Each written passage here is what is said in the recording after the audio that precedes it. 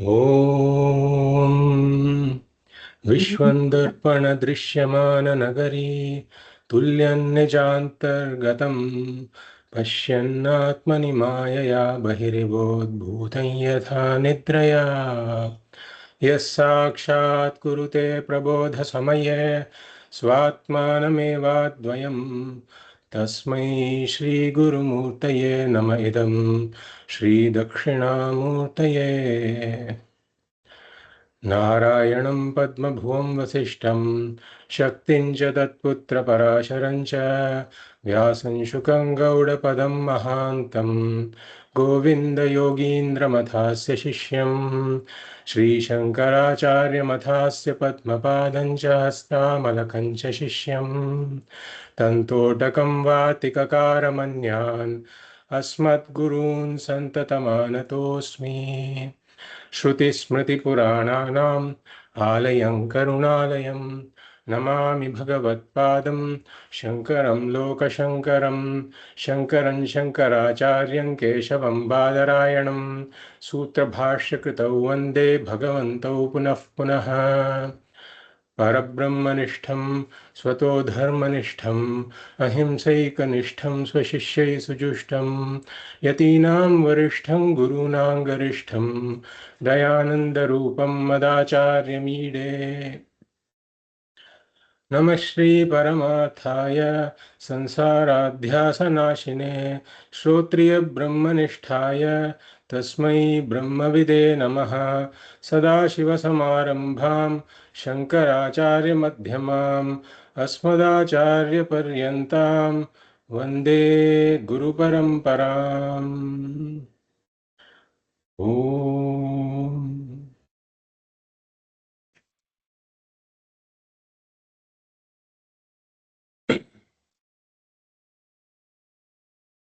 I welcome you all to the first class of our Bhagavad Gita study. With this Mangalacharanam and Guru Vandanam, we invoke the grace of Ishvara and the entire Guru Parampara for an obstacle-free study of the Bhagavad Gita. In these classes, we will study the Bhagavad Gita verse by verse. And before we undertake the study of any text, there is generally a preface for the text. And this is true of any Laukika Grantha also. There is a preface there that talks about what is the subject matter of the text, which we call Vishayaha. And what is the Prayojanam? What is the Prayojanam that one can expect through the study of the subject matter? What is the benefit that we call Prayojanam? So Vishayaha, subject matter, Prayojanam is the benefit. And the third is the Sambandha. What is the connection between the study of the subject matter and the Prayojanam? Meaning, in what way is the study of the subject matter going to lead to the benefit?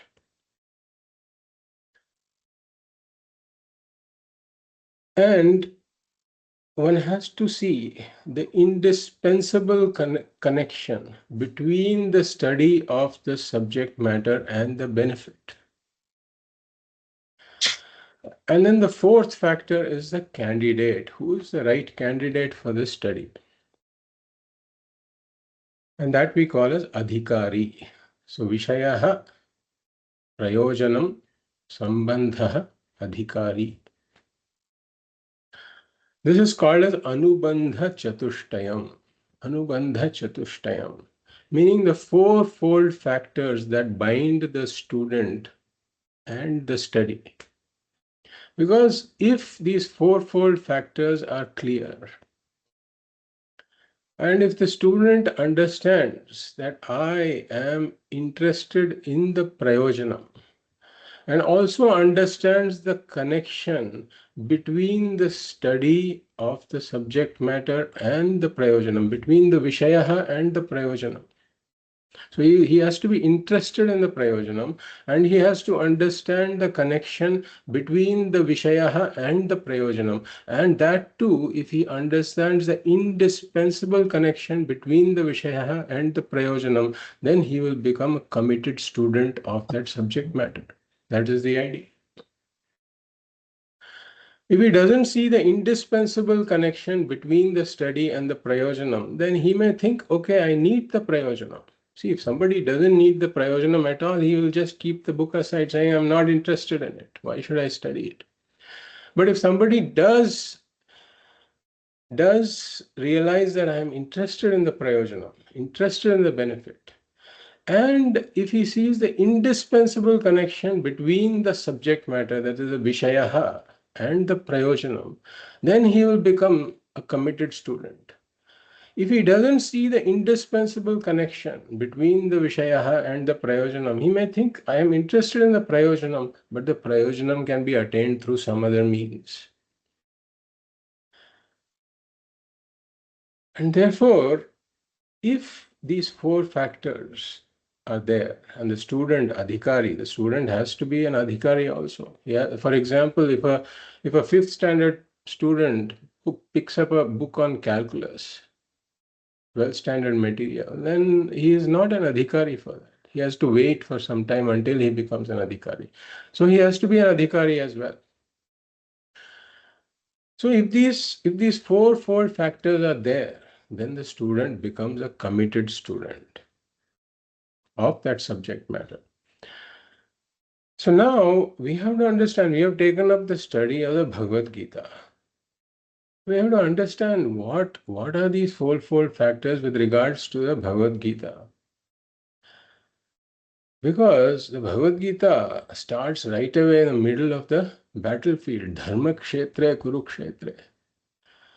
At that point, no preface is given. All of this information is not given. So we have to put together this preface. And this is where the Bhashya of Bhagavad-pada Shankaracharya helps us, because he goes into all of this in the beginning. He talks about what is the Anubandha Chatushtaya. So we will look into these topics. What are the fourfold Anubandha Chatushtayam for the Bhagavad Gita? So we'll start with the subject matter. What is the subject matter of the Bhagavad Gita? And then we'll come to the Prayojana. So the title itself, Bhagavad Gita, the title itself reveals the subject matter. So if you look at it, Bhagavad Gita is a compound word, which is called a samasta padam or a samasaha in Sanskritam. It's a compound word consisting of two words, Bhagavat and Gita. So if we see what is the meaning of the word Gita, then it comes from the Gai Dhatu in Sanskritam, Gai Dhatu, the root called Gai, which means to sing. And that ta pratyanta rupam of that is Gita, Gita or Gitam, depending on the gender.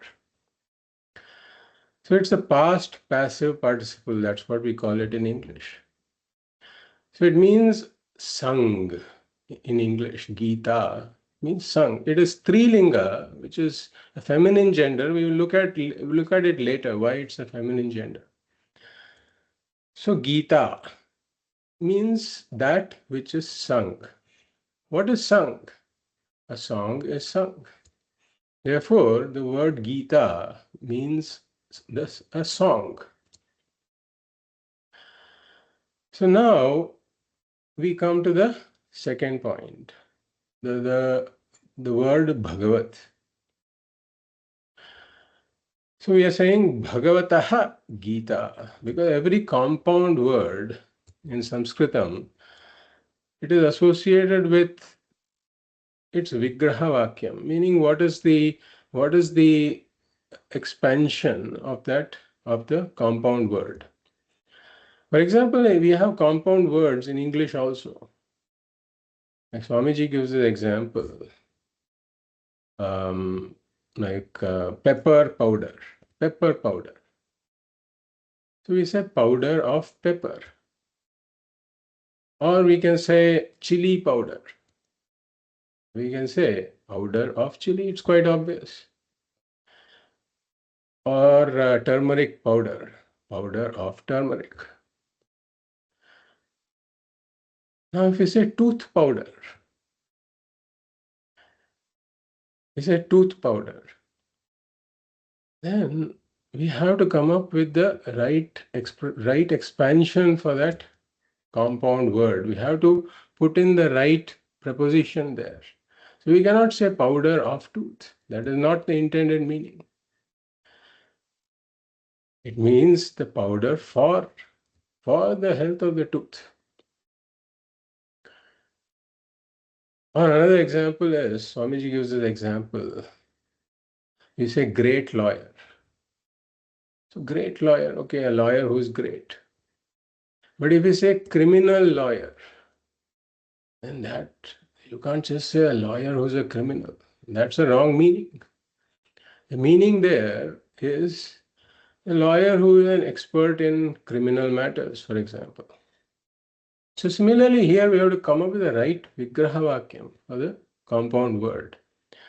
So here it is Bhagavataha Gita, meaning song of the Lord or Bhagavan's song. That's what it means, Bhagavan's song. So why do we call this a song? Because the verses of the Bhagavad Gita, they come in 2 meters. One is Anuštubh Chandaha, and the other is Trishtubh Chandaha. Trishtubh Chandaha and Anuštubh Chandaha. So there are just these 2 meters that come up in the verses, and therefore it is easy to chant and also easy to memorize also. So the Bhagavan's song, that is the meaning here. And since the teaching is given out by Sri Krishna, and we look upon Sri Krishna as an avatar of Bhagavan, we say it's Bhagavan's teaching or Bhagavan's song. And knowing that this teaching is coming from Sri Krishna, who's Paramatma, who's Bhagavan, that gives the words of the Bhagavad Gita the status of a pramana, means a valid means of knowledge.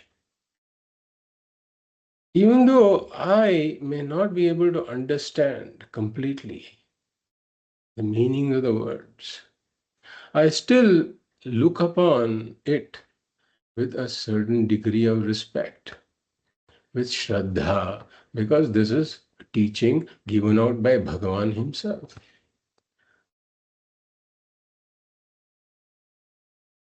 So this is the meaning of Bhagavad Gita, Bhagavan's song. But then it raises a question about who is this Bhagavan really? Who is Bhagavan?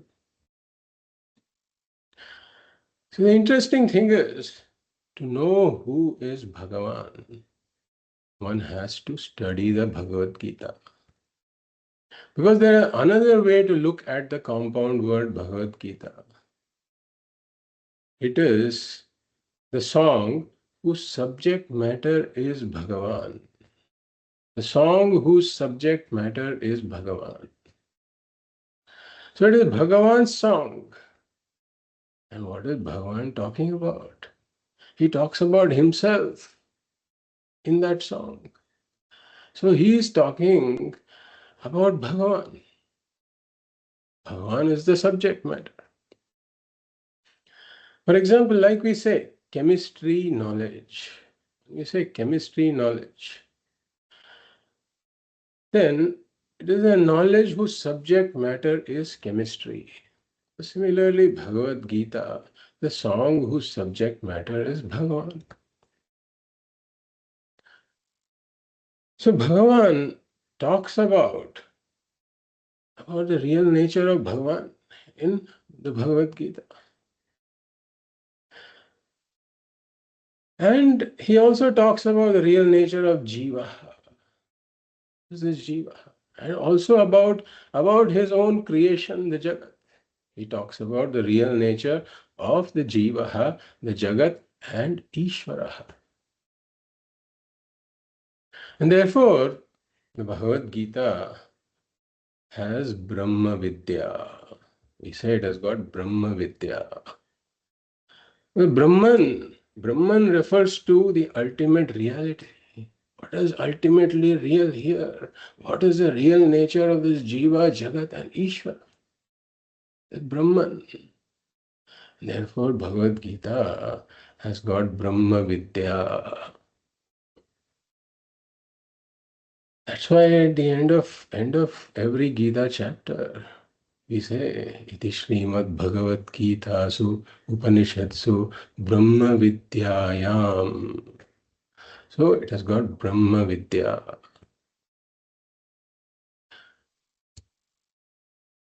But a lot of people coming to the Bhagavad Gita, they may have doubts. They can have doubts about how do I still understand Bhagavan? Because I see the Jiva and I see the Jagat. Those two are obvious to me. The Jiva is there, Jagat is there. But Bhagavan still looks something very abstract.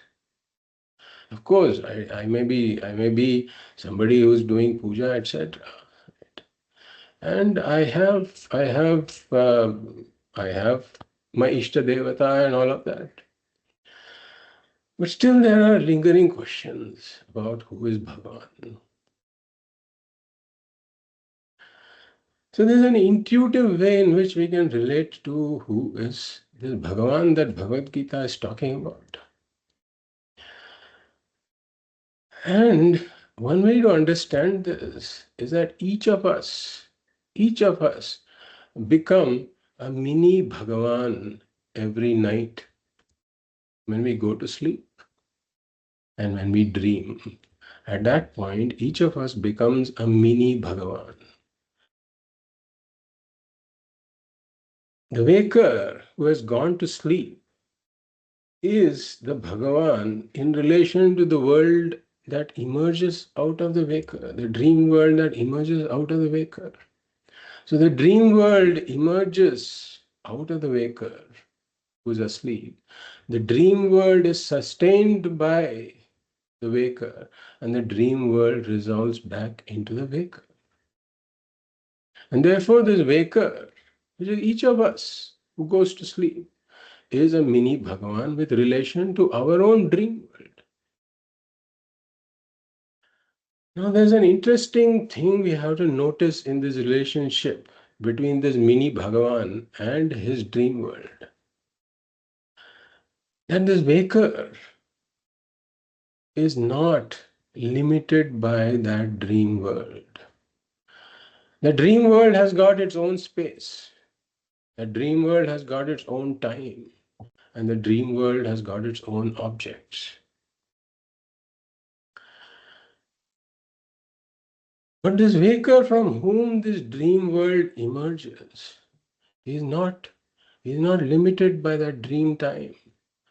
Because the waker was there before the origination of the dream. The waker is the one who sustains the dream. And then the waker resolves the dream when he awakens. And the waker continues to exist even after the dream is gone. So the waker is not limited by the dream time. And if we look at the dream space, the waker is not limited by the dream space also. There are objects in the dream space, all right, which are limited by the dream space. They only extend this much in the dream space. But the waker The waker is the one from whom the dream space has emerged. And therefore the waker is all pervading with regards to everything in the dream. Because the entire dream space is within the waker. And therefore the waker is not limited by the dream space also. And the waker cannot be limited to any object in the dream. All the objects in the dream, their reality is the waker. The waker is the reality of all the objects in the dream. The objects in the dream cannot exist without the waker. So, the waker is not limited by dream time, dream space, or dream objects. Since he is not limited by dream time, the waker is nityaha with regards to the dream world, nityaha. Since his waker is not limited by the dream space, the waker is all pervading, sarvagataha, nityaha, sarvagataha.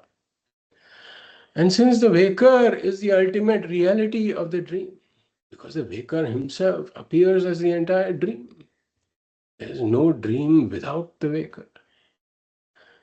So the waker is also the satyaha, nityaha, sarvagataha, satyaha.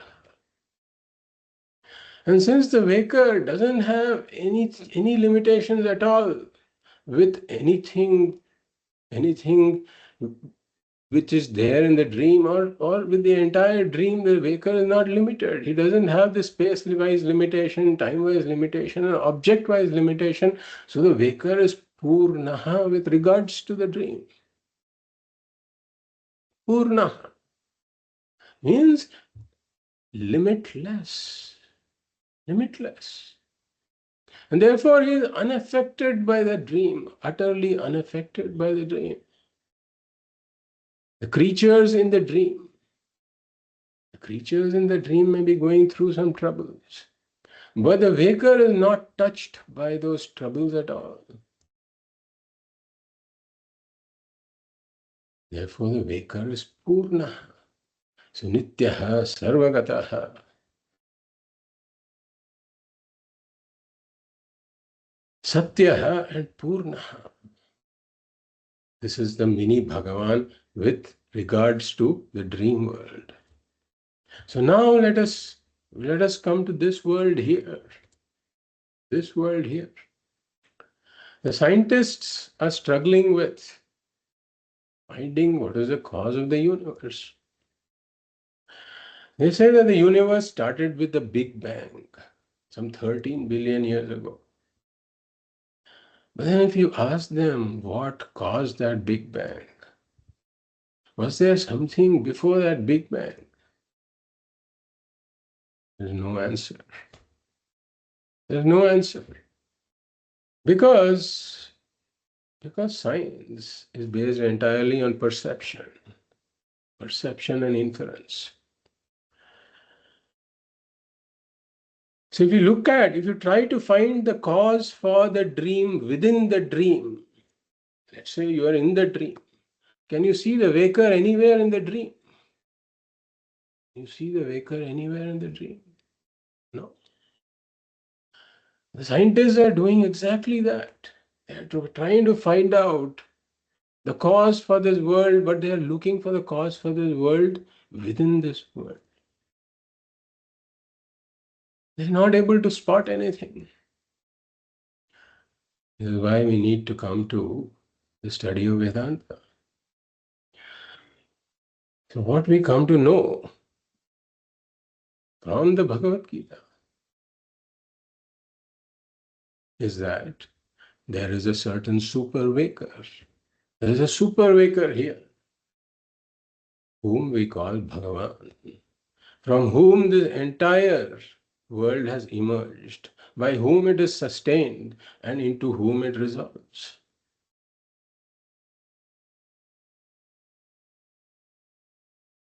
So there was consciousness even before the Big Bang. Right? There is an eternal consciousness in which the entire world has emerged, from which the entire world has emerged, by which the entire world is sustained, and into which the entire world resolves. There is a conscious being that we call the super waker or Bhagavan. And as this Bhagavan is not limited by this space, by this time, and by any object in this world. Exactly like the waker is not limited by anything in the dream. Therefore, this Bhagavan is Nityaha, eternal. Sarvagataha, all pervading. Satyaha, the reality of all of this. And Bhagavan is Purnaha, limitless, because nothing here can limit Bhagavan. So Bhagavan is Purnaha. We should remember that. We should remember that as we use that as we proceed with our discussion. So this is the subject matter of Bhagavad Gita, Bhagavan. This Bhagavan is the subject matter. And then there is a second subject matter for the Bhagavad Gita. So this first subject matter is what we call Brahma Vidya. The second subject matter is Yoga. Yoga, which is the means for achieving the union with this Bhagavan. Yoga means union. And yoga also means the means for achieving the union, or the sadhanas. What are the sadhanas to be done in order to achieve the union with Bhagavan, this Purnaha Bhagavan? So God-centered living. God-centered living. How do I relate with this Bhagavan first of all? And then how to bring about the union with Bhagavan. That's why it's called Yoga Shastra. Yoga Shastra. That's why Brahma Vidyayam Yoga Shastre. At the end of every Gita chapter we have. So twofold subject matter, Brahma Vidya and Yoga Shastra. So then, okay, I understand this subject matter, all right. But then we come to the next topic of the Anubandha Chatushtayam. What is the Prayojanam? What is the Prayojanam of the study of this subject matter? Because it is said, Prayojanam anuddishya mandopina pravartate. Even a dull-witted person doesn't undertake any activity unless the prayojanam is clear. The Bhagavad Gita has got 700 verses. So it is a certain amount of commitment to take up the study. And the study, if we cover 5 verses in one class, I don't know how much we'll be able to cover. But let's say we take 5 verses in one class, it's going to take 140 classes at the very minimum. So it involves a certain long-term commitment. It's a serious study that we are doing here. Therefore, the prayojanam has to be commensurate. Is it worth investing my time in this study? Why should I take up the study of the subject matter? Okay, Bhagavan is there, let Bhagavan be there. And then you're talking about this union with Bhagavan and all of that. What is it? What does it bring to the table for me? That's the question. What is the prayojanam? So the prayojanam depends on the candidate. Prayojanam depends on the candidate. There will be some gain for sure.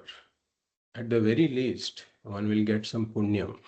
Because the Shravanam of Bhagavad Gita itself results in spiritual punyam. And that is the very least that one can expect. And a lot of us, a lot of the people who have gone through the Western educational model, the Macaulay system of education, we are clueless with regards to what our Shastras are saying. This system of education teaches only how to make a living. How to make a living. It tells me nothing about how to live a fulfilled life, a fulfilling life. So one will learn some things about how to lead a fulfilling life. A lot of our children, Gen Zs, they ask a lot of questions about, is Bhagwan really there? And then why, how can there be Bhagwan in this picture? Why am I placing a flower here? Why do we have so many names and forms? And why should I do Sandhya Vandanam, for example? There are lots of questions.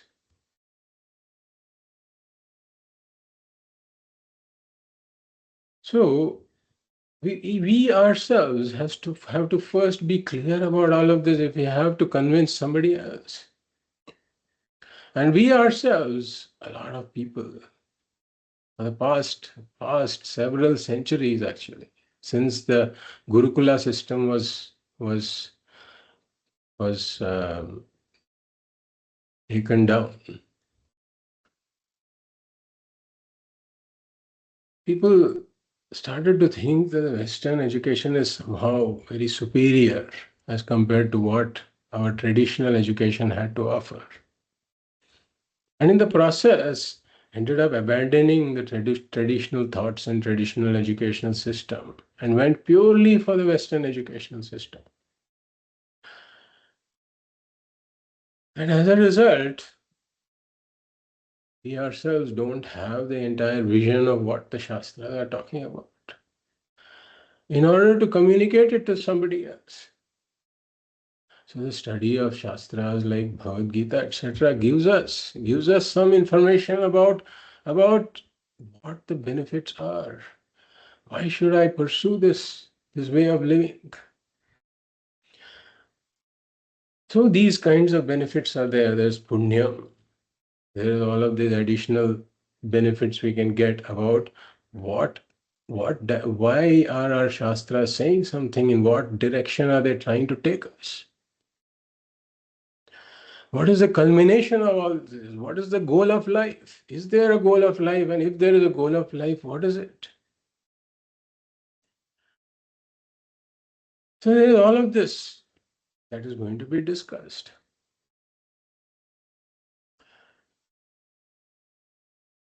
So all of these prayojanams are there, and it depends on the candidate. But one thing we can say is that as long as one doesn't come to a study of this type, then one will not know who Bhagavan is, how to relate to Bhagavan. And as a result, one will get entangled in an endless struggle for fulfillment that we call samsara. There will be an endless struggle for fulfillment, and the fulfillment that one is seeking will always remain elusive. So this is the human predicament. So you have to step back a bit and understand what we just talked about. We are saying that a human being is stuck in an endless struggle for fulfillment, otherwise called samsara. So what is the cause of this struggle? What is the cause of this struggle? And why is it endless? And is there any way out of this struggle, out of this endless struggle for fulfillment? So we have to step back and look at this. So here we say that a human being is a highly conscious being. Conscious being. With an advanced intellect. The human being is capable of thinking, reasoning, emoting, problem solving. And because of this intellect, a human being is also capable of judging, judging people, judging objects, judging situations. And the judgments may be right, or the judgments may be wrong. For example, a human being may look at a rope and say that it is a rope, in which case it is right judgment, right knowledge. But a human being is also equally capable of looking at a rope and judging that it is a snake, in which case it is a wrong judgment. For several centuries, the majority of the humanity looked up in the sky and they saw the sun rising and setting. The majority of the humanity thought that the sun was going around the earth. That's an example of a wrong judgment. And subsequently, they looked into it, they examined what was going on. And then the human being is also capable of revising one's own judgment. And now the human being understands that it's the earth that is rotating, the sun is not moving.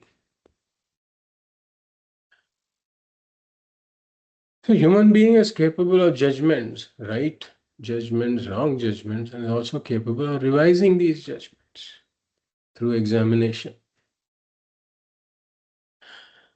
Now the second thing to know is that the human being is a highly self-aware, self-conscious being. So he knows that I know that I exist. I'm aware of my own existence.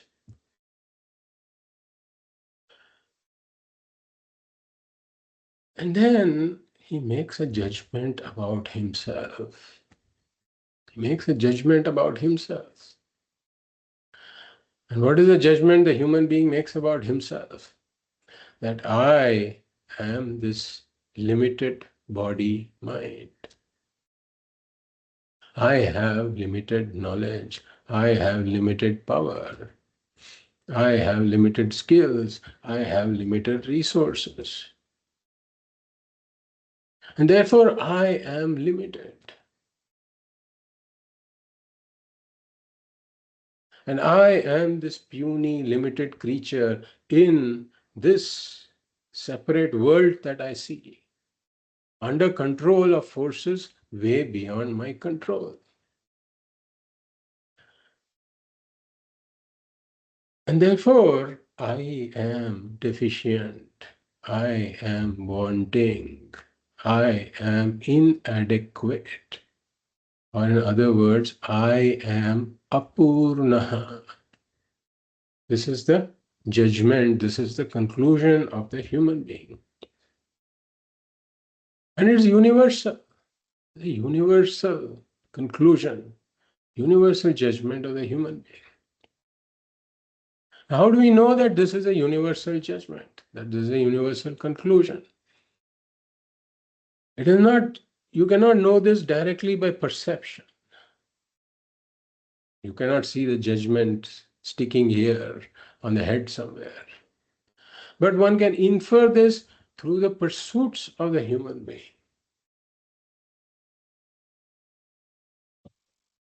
Through the compulsive pursuits of the human being for security and pleasure. What are the pursuits for? Are the pursuits for the sake of the pursuits? For example, is a human being pursuing money just for the sake of the money? Is he pursuing some sense pleasure just for the sake of the sense pleasure? No, it is for his sake that he is pursuing this. Because he sees himself as being incomplete without these pursuits. He sees himself as being apurnaha without these pursuits. And therefore, we can infer that he has the judgment that I am apurna. I am deficient, I am wanting, I am inadequate.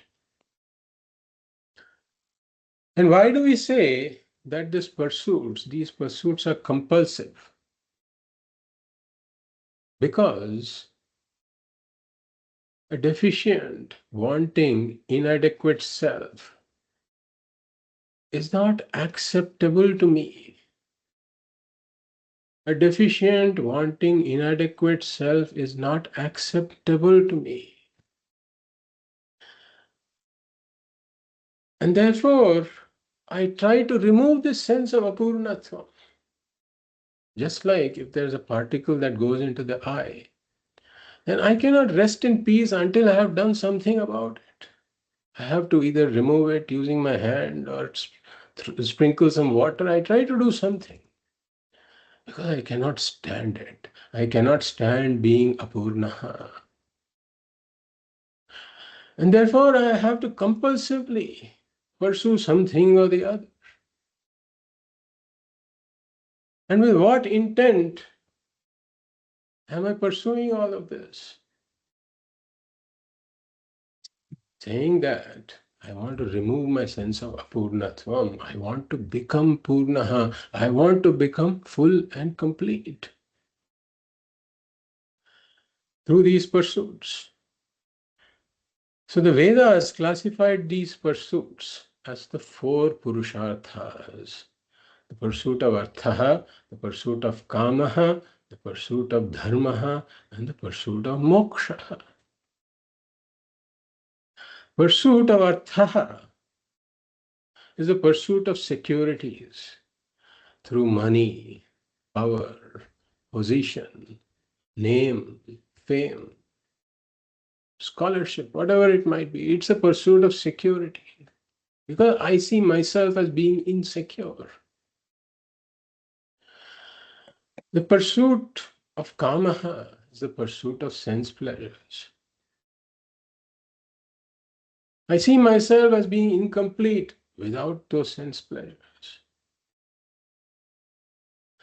And then there is the pursuit of dharma, for example, the pursuit of prayers and some rituals, etc.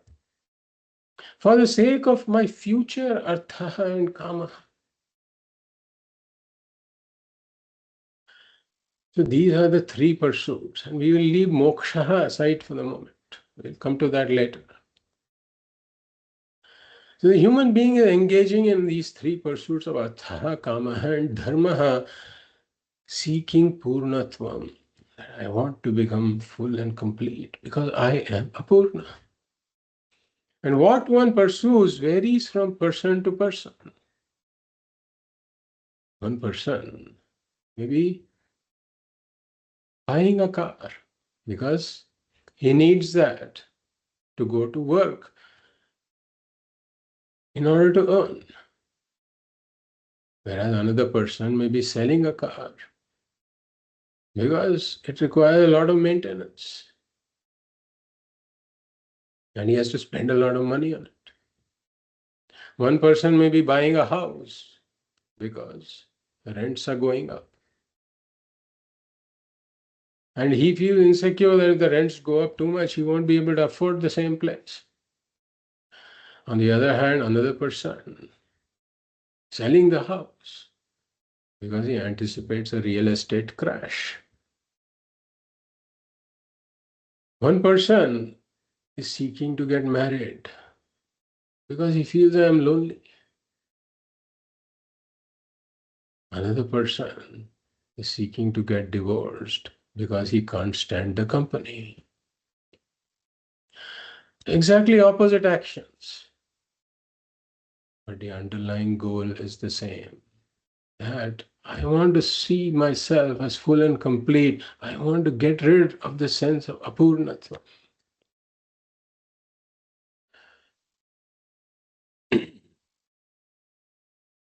So I may succeed in these pursuits.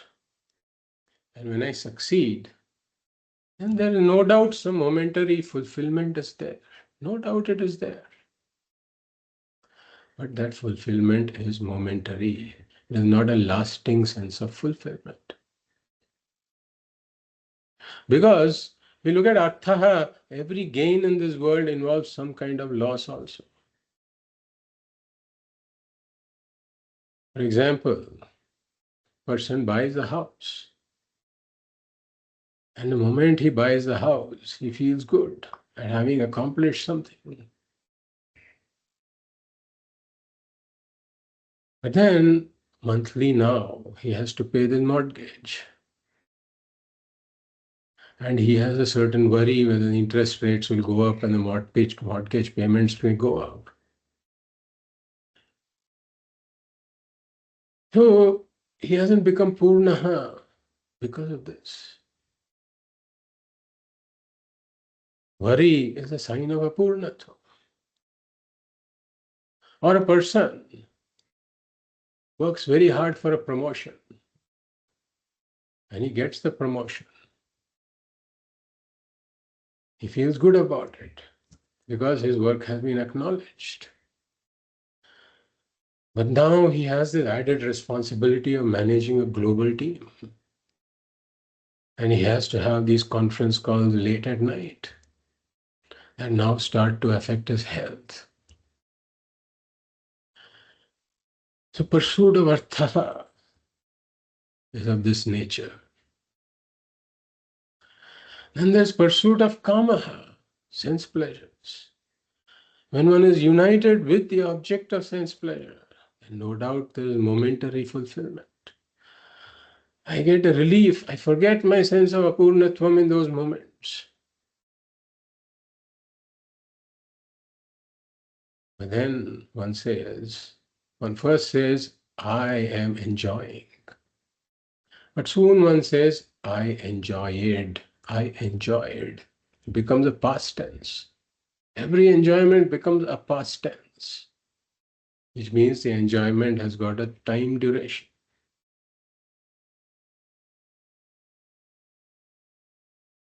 So one is back to being a Purna. And as we have seen, a lot of this is like this plastic ball, which has a certain depression in one place. You try to fix that depression somehow. After a lot of struggle, you make that depression okay, but it gets depressed somewhere else. You fix that, it gets depressed somewhere else. So all of these pursuits are like this. You can never get that ball to be purnaha, full and complete.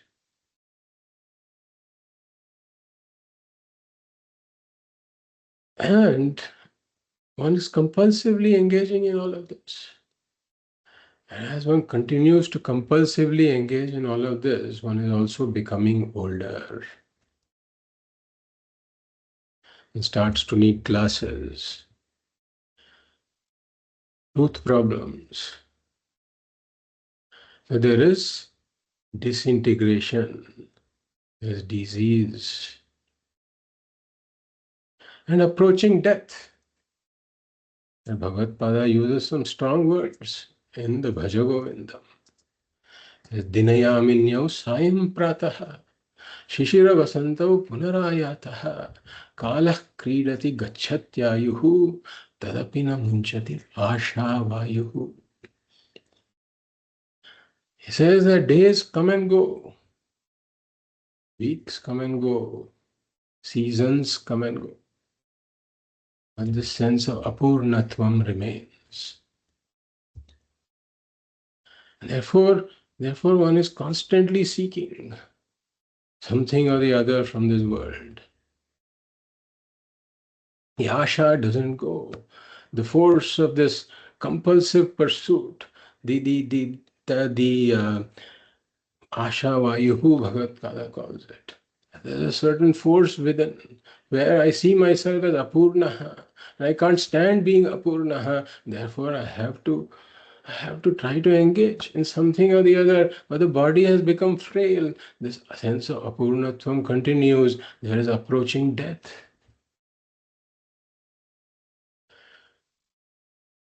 So I have to analyze my own experiences. Look back. Look back at what I have gained. And I will come to discover that every pursuit in the world has got these three doshas. Dukkha mishritatvam. Every pursuit is mixed with sorrow. There is struggle in acquisition. There is struggle in maintenance.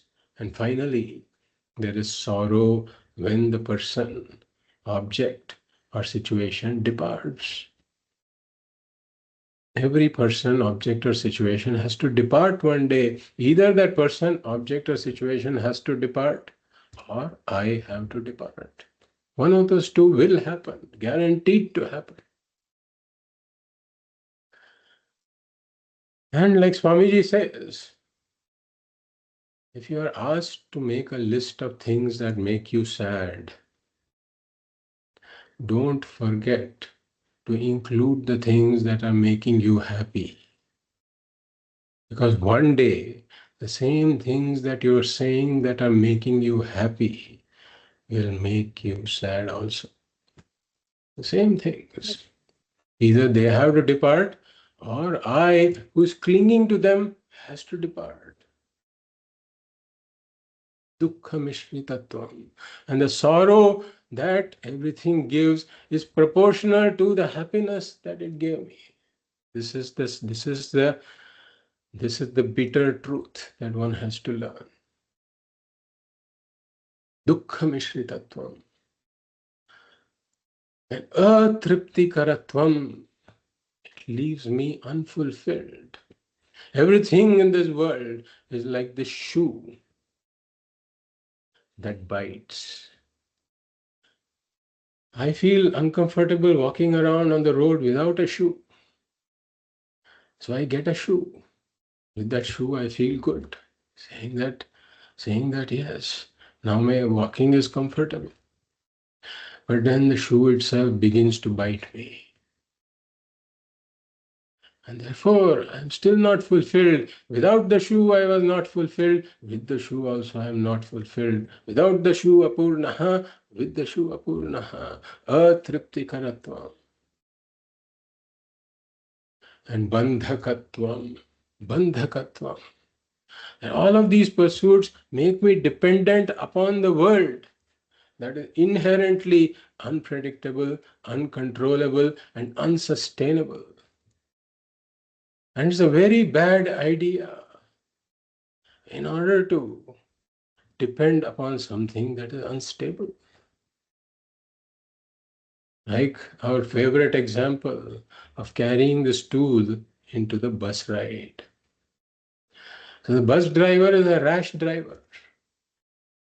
And I carry a stool and sit on that stool in the bus.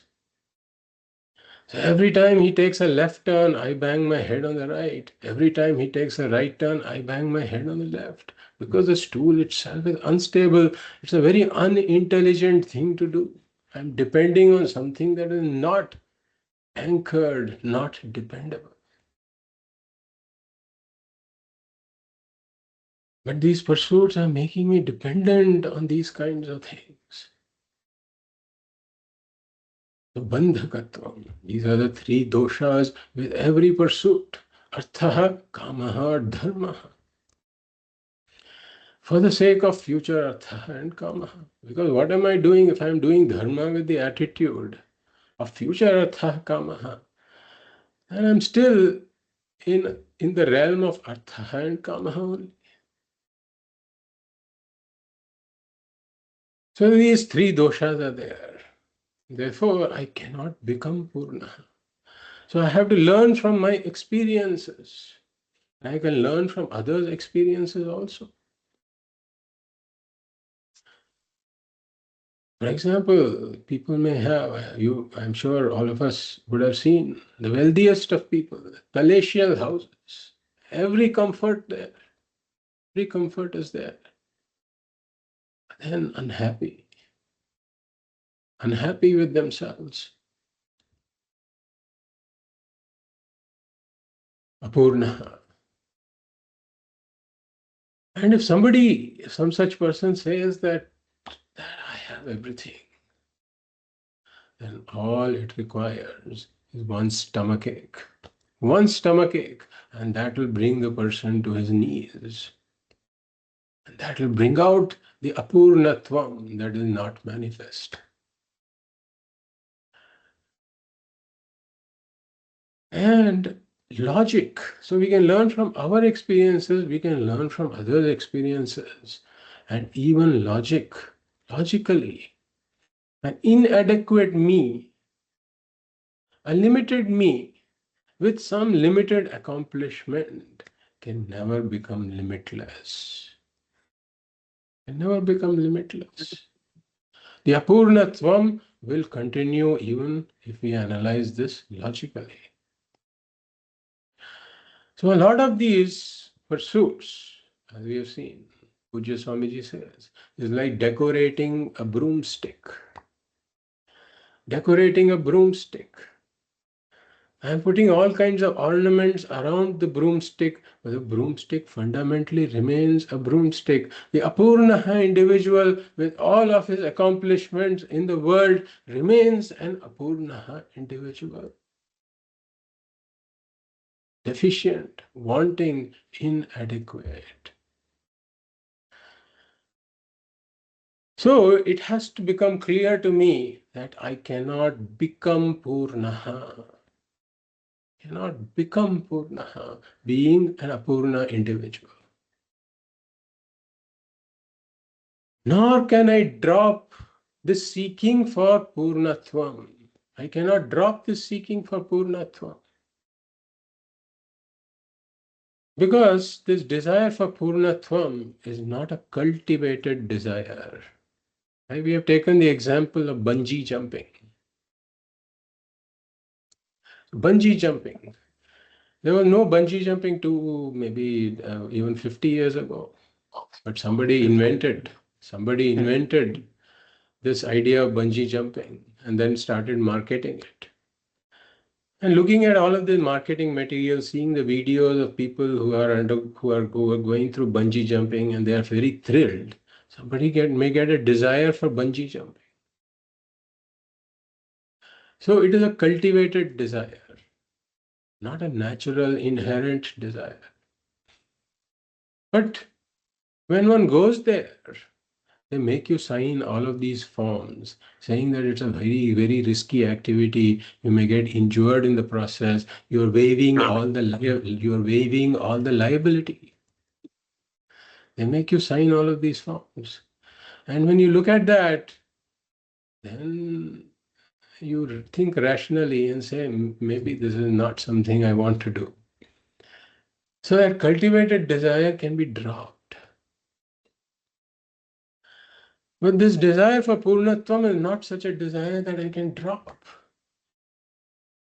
It is a fundamental natural urge, like hunger or thirst. Like this river that is trying to reach the ocean. It keeps pushing in the direction of the ocean. And if you try to obstruct it, then it either goes over the obstruction or around the obstruction. It makes every effort to do that. But if you build a huge dam, then you can contain it. But it doesn't stop pushing. It doesn't stop pushing. How do we know it doesn't stop pushing? Because the moment you open the sluice gates, it rushes out.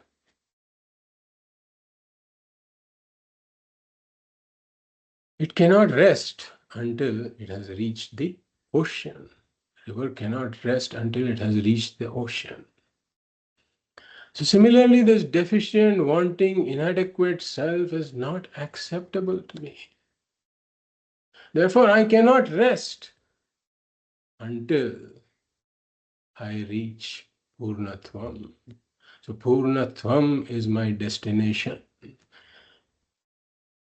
Only the Purna self is acceptable to me. This deficient, wanting, inadequate self is not acceptable to me. Therefore, I cannot drop this desire for Purnatvam. So now if we see this human being is stuck, terribly stuck. And there is a proverb that says stuck between a rock and a hard place. Meaning terribly stuck. He cannot move this rock and he cannot move the other rock also that they call the hard place. Both are like firm rocks that you're stuck between. So what are the two rocks here? One is my own judgment about myself that I am apurnaha.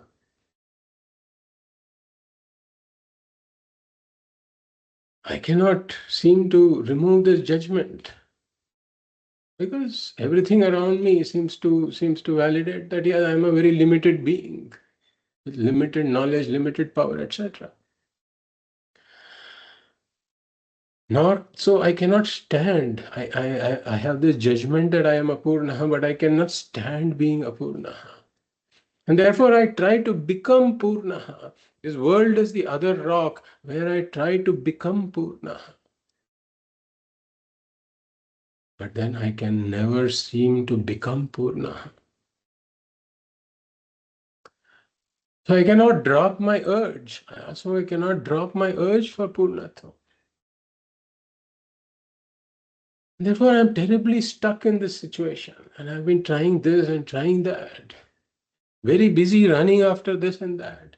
But effectively I have been running on a treadmill.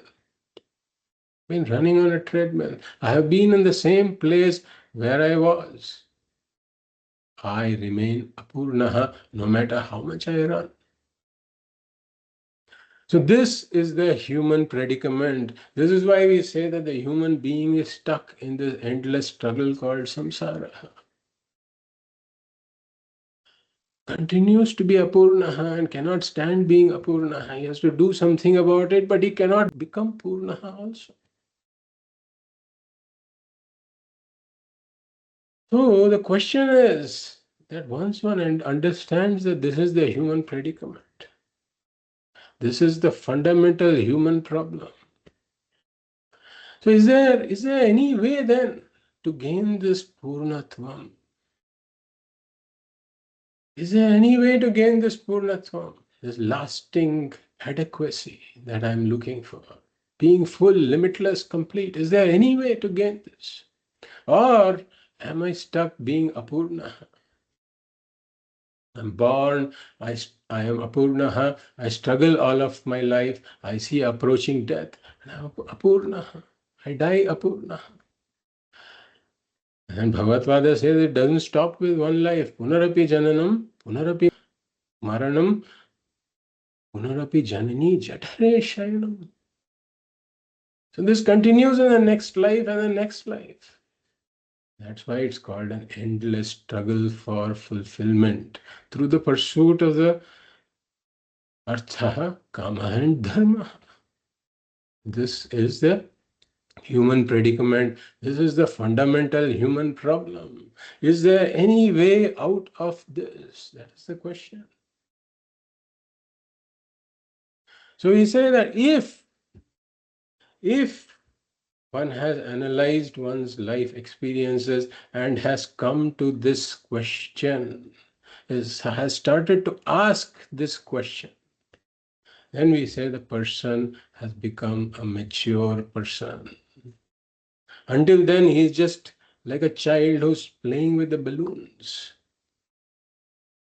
Now he has grown up. He has seen the limitation of the balloon. And he is seeking something higher.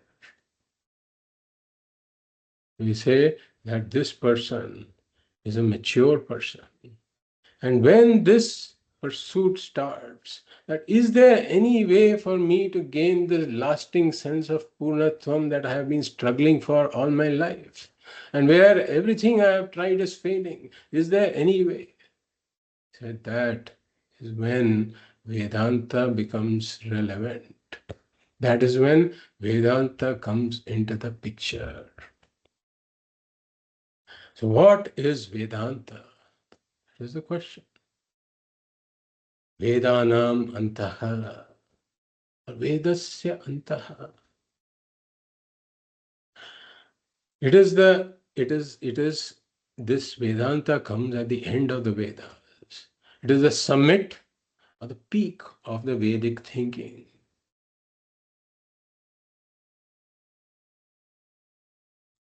And it has the answer to the riddle, the answer to this is fundamental human problem.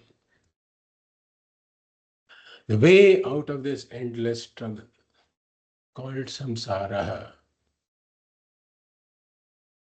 So Vedanta presents itself as a pramana. Pramana means a means of knowledge. A means of knowledge. What does it mean? What does a means of knowledge mean? Means of knowledge means through which I gain the knowledge. Through something, when I gain the knowledge, then that something is called the means of knowledge or a pramana.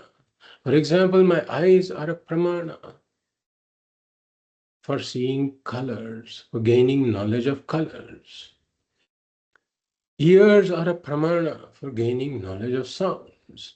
My touch is a pramana for gaining knowledge of textures. My tongue is a pramana for gaining knowledge of tastes. My nose is a pramana for gaining knowledge of smells. So with my senses, I can gain knowledge of the world around me. The entire discipline of science rests firmly on this means of knowledge called pratyaksha, which is what our senses are. But then Vedanta says that all of our senses are outward directed. I can gain knowledge about the world, but I cannot know who I am through my senses.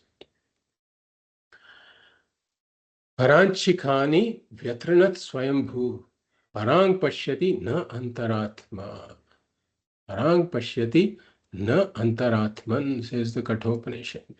All of my senses are directed outwards, but they are incapable of seeing who I am.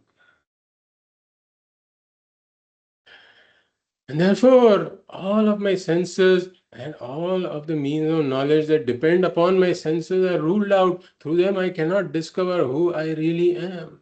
And that is why Vedanta presents itself as a means of knowledge for knowing who I am. Means of knowledge for knowing the self.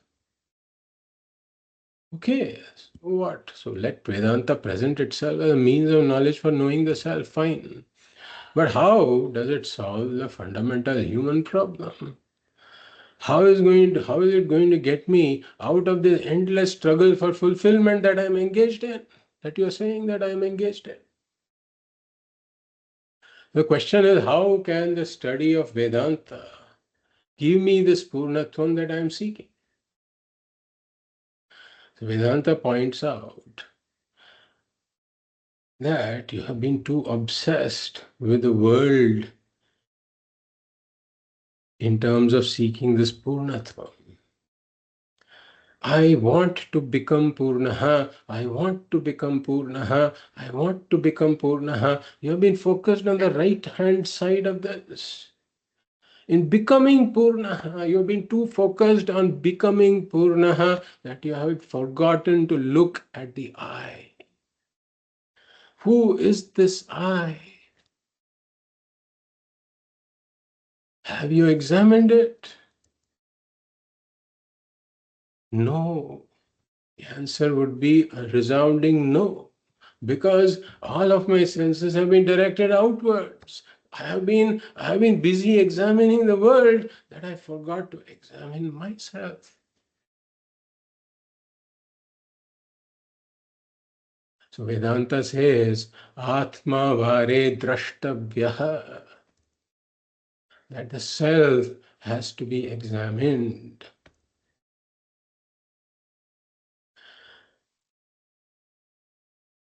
And then Vedanta makes a startling revelation. It says that you are capable of right judgments and wrong judgments. And you made a wrong judgment. That you took yourself to be Apurnaha is a wrong judgment.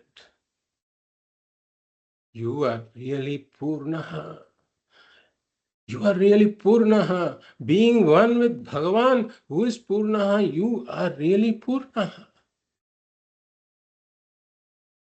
But you have made a wrong judgment. Then one may ask that if I am really Purnaha, then why am I going through all of this struggle and suffering? Vedanta says that it is because of self-ignorance. It is because of self-ignorance. Then the next question is, how can self-ignorance cause struggle and suffering? Vedanta gives the example of the lady with the necklace, our favorite example. The lady with the necklace on her neck, somehow she wakes up one day, and because the necklace shifted in her neck, she thinks the necklace is lost. And therefore she embarks on a search for the necklace. She looks everywhere. She looks in the bathroom, she looks in the kitchen, she looks under the bed. She looks all over the house. Now she's obsessed with the search.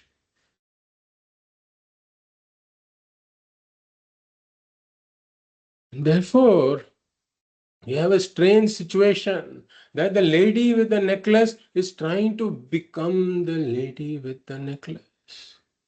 When she already is the lady with the necklace, she is trying to become the lady with the necklace. Why should the lady with the necklace try to become the lady with the necklace? It is because of self-ignorance. Because of self-ignorance. She doesn't know that she is the lady with the necklace. Therefore, she engages in this endless struggle to find the necklace. And this struggle never ends because wherever she looks, she cannot find the necklace because the necklace is right on her neck. So, similarly, we say that the human being is in a strange situation. He is already Purnaha, being one with Bhagavan who is Purnaha. As we have already said, Bhagavan is Purnaha. The human being is already united with Bhagavan. And therefore he is Purnaha. He is essentially one with Bhagavan. But he doesn't know that he is Purnaha because of self-ignorance. And therefore he has come to this conclusion that I am Apurnaha, I am deficient, wanting, inadequate. And then he engages in a search to become Purnaha. But nothing in the world can give him this Purnatva. As we have seen, he can never become Purnaha. Because a limited individual plus any number of limited accomplishments will remain a limited individual. And therefore, he gets into this endless struggle to become Purnaha through the pursuits of Arthaha, Kamaha and Dharmaha that we call Samsaraha. So we now understand what is the human being's struggle, what is he struggling to achieve, and why it is an endless struggle. And it is because of self-ignorance. So some mature people, like we say, come to discover that they are involved in an endless struggle. The majority of the humanity doesn't even come to this point. They are kind of busy with the struggle. They have no time to ask this question. Like the lady with the necklace is busy searching for the necklace. So some mature people come to this point of asking the question, having examined the experiences, Pariksha lokan karmachitan brahmanaha nirvedam ayat. Nasti akrita kritena tadvijnanartham sa gurumeva bhigachet samitpanihi shrotriyam brahmanishtham. So this person discovers that my struggle has been futile. Therefore, what should he do? The Upanishad says, Vedanta says, he should go to a guru. A guru who understands the subject matter of Vedanta and who can provide him the right direction. And what is the diagnosis the guru provides? He says that self-ignorance is the cause of your struggle. You have to know yourself. So a person who is engaged, who has come to this point, after being engaged in this struggle for a long time, who has come to ask this question, that whatever I have been doing has not been working. Is there any other way to gain this purnatvam? Such a person is a mumukshuhu. Mumukshuhu, meaning that he has become a mature person to some extent as compared to the rest of the humanity.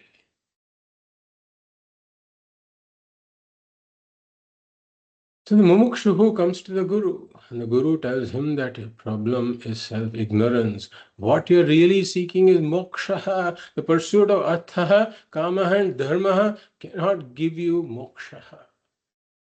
That's an independent pursuit. You have to directly seek this purnatvam, not going through artha, kama, and dharma. Then it is moksha. So you are now a seeker of moksha.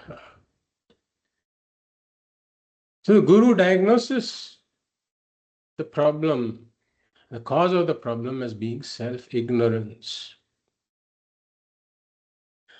But ignorance never goes by itself. Everything in the creation has a date of birth and a date of death. But ignorance is the only one thing that doesn't have a natural date of death. Everything else in the creation has a natural date of death, but not ignorance.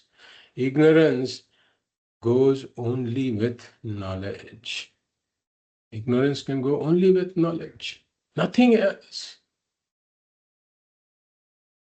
And therefore, if self-ignorance is the problem, then self-knowledge becomes relevant. And therefore, the study of Vedanta becomes relevant because Vedanta is the only pramana that we have, the only means that we have for gaining the knowledge of the self. All other fields of study in this world, they are all based on what our senses reveal. But our senses can never reveal who I am.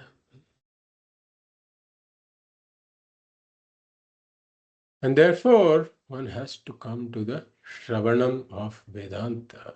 One has to come to the study of Vedanta.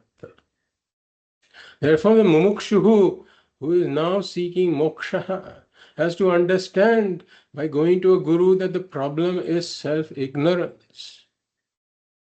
And once one understands that the problem is self-ignorance, then what should one seek? Not artha, kama, and dharma, but one should seek self-knowledge. And therefore, the mumukshuhu has to become a jigyasuhu. If the mumukshuhu doesn't become a jigyasuhu, a mumukshuhu may have discovered the limitations of the world, all right. But if he doesn't come to self-knowledge, seeking self-knowledge, if he doesn't become a jigyasuhu, then his seeking for purnatvam may continue through some other means. And that seeking also will never end. He is no longer a worldly samsari, but he can become a spiritual samsari. The struggle for Purnatvam continues through some other spiritual means.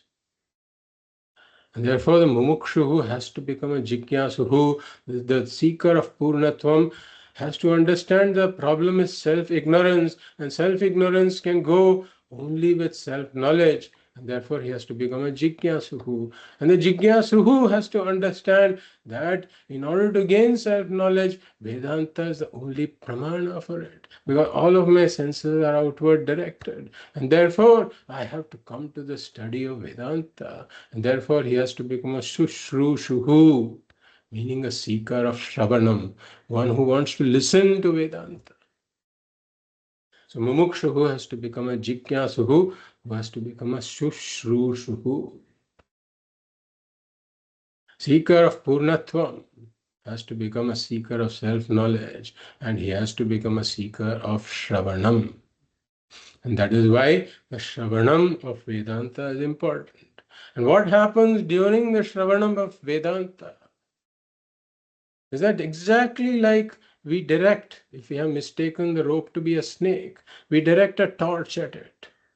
And then what happens? It reveals that what is there is really a rope. And therefore the conclusion, the wrong judgment that it is a snake goes away. So similarly, during the Shravanam of Vedanta, during the study of Vedanta, the torchlight of Vedanta is directed at myself. The words of Vedanta reveal who I am. And in that process of Shravanam, I come to discover that I am really one with Bhagavan who is Purna. And therefore, the conclusion that I am this deficient, wanting, incomplete, Apurna individual, that judgment goes away. And when that judgment goes away, all of those pursuits, the endless pursuits based on that judgment go away. This brings an end to this struggle called samsara. And therefore, we have to come to the study of Vedanta. Then the next question is, what does the study of Vedanta involve? What text should I be studying? And therefore, we say that the Upanishads are the Mula Granthas for Vedanta. The Upanishads, which are located at the end of the Vedas, are the source of this knowledge, the source of this liberating knowledge.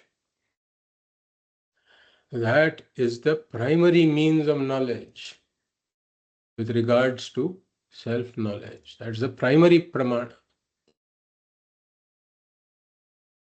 And then Bhagavad Gita is the second pillar of Vedantic study. It's called Prasthanatrayam, the foundational texts of Vedanta, Prasthanatrayam. So in the Prasthanatrayam, the Upanishads are the Shruti Prasthana, meaning that they are the primary means of this knowledge. But Bhagavad Gita is essentially a restatement of what the Upanishads are saying. Therefore, it is called the Smriti Prasthana. And then there are the Brahma Sutras. They are called the Nyaya Prasthana because they defend this teaching. So this is what the study of Vedanta involves. The roadmap for the study of Vedanta is that initially we take some Prakarana Granthas like Tattva Bodha, Atma Bodha, etc., which familiarize us with various aspects of Vedanta, give a bird's eye view of Vedanta. And then we come to the study of the Bhagavad Gita. Even before entering the Upanishads, we study the Bhagavad Gita. Because the Upanishads are tougher texts in some way. Whereas Bhagavad Gita presents the same teaching of the Upanishads in a much more simpler manner. And moreover, the Upanishads assume a more qualified aspirant. Whereas the beauty of the Bhagavad Gita is that Now, the qualified aspirant, the Bhagavad Gita can give this self-knowledge, no doubt. But if the aspirant is not qualified, the Bhagavad Gita can help develop the qualifications also. That's why it's Brahma Vidya as well as Yoga Shastra. And therefore, today we talked about the subject matter of Bhagavad Gita. The subject matter, we said, is the real nature of Bhagavan, the real nature of Jiva, Jagat and Ishvara. And also the yoga, the means for the union with Bhagavan.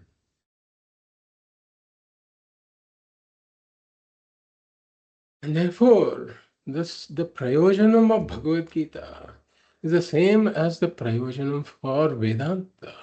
The prayojanam is this Purnatvam that I have been seeking all my life unsuccessfully. And therefore, it makes sense for us to commit to the study of the Bhagavad Gita. Having understood the subject matter and the prayojanam, makes sense for us to commit to the study of Bhagavad Gita. In the next class, we will look more into certain aspects of the subject matter and prayojanam. We will conclude our first class today. Om Purnamadah Purnamidam Purnat Purnamudachyate Purnasya Purnamadaya Purnamevavashishyate Om Shanti Shanti Shanti Hari Om Shri Gurubhyo Namaha Hari Om.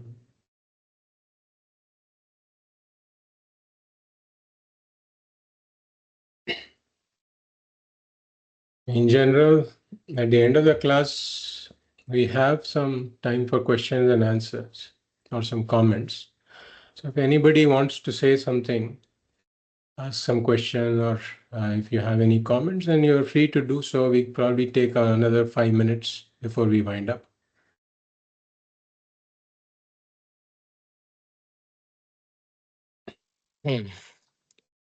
Satyanji, namaskaram. Namaste, Vishwananji. Yes. Yeah, I'm just picking up this clarification from our earlier class, Tattva Bodha as well as Atma Bodha. So, only one clarification, since we talk about this uh, Brahman as well as the pure consciousness we talk about, when we say that, we are attributeless, the Jivatma, whatever you can call it as the consciousness, is attributeless, and then there is no character at all associated with that. So, but when we call this entire consciousness as pure and auspicious, are we not attaching any attributes here with that word of pure and consciousness? Sorry, pure and what do you call auspicious? Is it giving some conflict here? I'm asking a correct question, or I may be misunderstood. I don't know. No, I understand. I understand. I understand where you're coming from. Yeah. So, really speaking, ultimately, Brahman, we say, is Nirguna Brahman. So we cannot talk about any attributes for it. And the reason we say that it is auspicious is not because auspiciousness is an attribute of Brahman, but because by coming to this Brahma Vidya, and through Brahma Vidya, by gaining the knowledge of Brahman, when I discover my Purnatvam, that is auspicious. Because it brings an end to all that is inauspicious. Okay. It brings an end to my entire struggle. Okay. And therefore, we say that this is the most auspicious. Yeah. This is the most auspicious undertaking in some sense. Okay. And Brahman is also, Bhagavan is auspicious, Brahman is auspicious. That's why we use that language. Okay. Thank you, Satyanji. Thank you. I think wonderful clarification. Thank you. Okay. Then we will meet again next Sunday. Hari Om.